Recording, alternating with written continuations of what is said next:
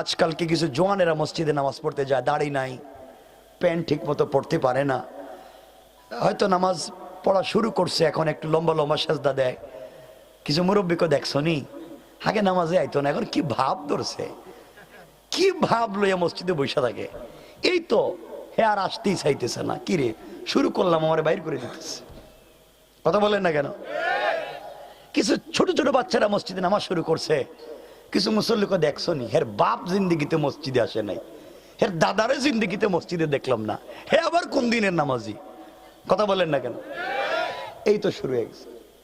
কেন এগুলা? মানে রাখবেন আল্লাহর ওয়াস্তে, আপনার তাহাজ্জুদ আপনাকে জান্নাতে নিবে না। রাগ কইরেন না আমার কথায়।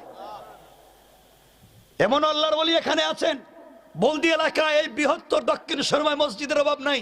আপনারা বলেন তো, কোনদিন কোন মসজিদের ইমাম সাহেব জুমার সালাম ফিরাইয়া মুসল্লিদেরকে নিয়ে দোয়া করছে, আল্লাহ তুমি আমার মুসল্লির কপালে ঠাডা ফালাও?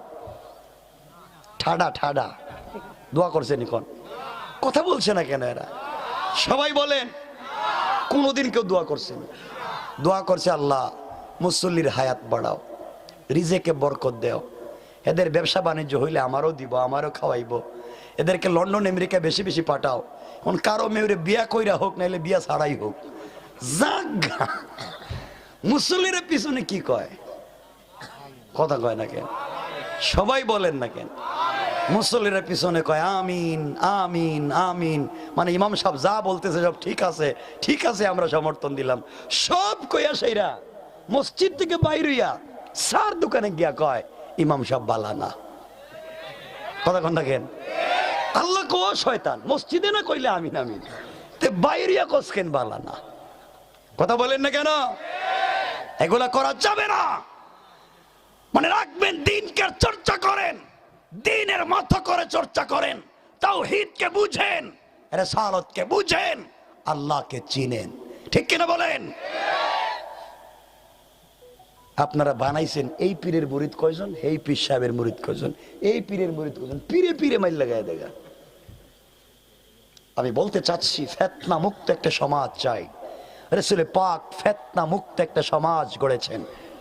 আপনারা শুনবেন, আমাদেরকে এসে বলবে আজকে আমরা মুসলিম, এই যে ওয়াজ, আমি তাদেরকে, আমার এই যে ভাইগুলা যারা ওয়াজ করাইতেছে, তাফসির করাইতেছে, তাদেরকে আমি কিছু বলতেছি না। আমাদের একটা ট্র্যাডিশন হয়ে গিয়েছে, ওয়াজে নিচে লেখা দেয় দলে দলে যোগদান করবেন, দুনু জাহানের সওয়াব কামিয়াবি হাসিল করবেন, মুসলিম ভাই বোন আসেন, এগুলা লিখে দেয়।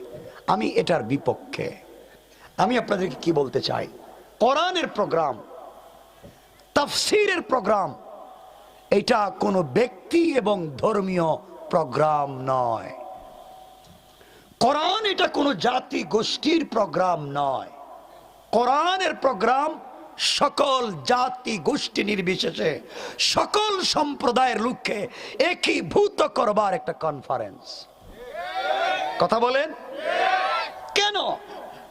কোরআন বলেছে আল্লাহ হলেন রব্বুল আলামিন, আল্লাহ আসমানের রব, জমিনের রব, আরশ, কুরসি, লৌহ কলম, জিন্নাত, ইনসান, ফরিস্তা, সকলের রব কে? সকলে বললেন না।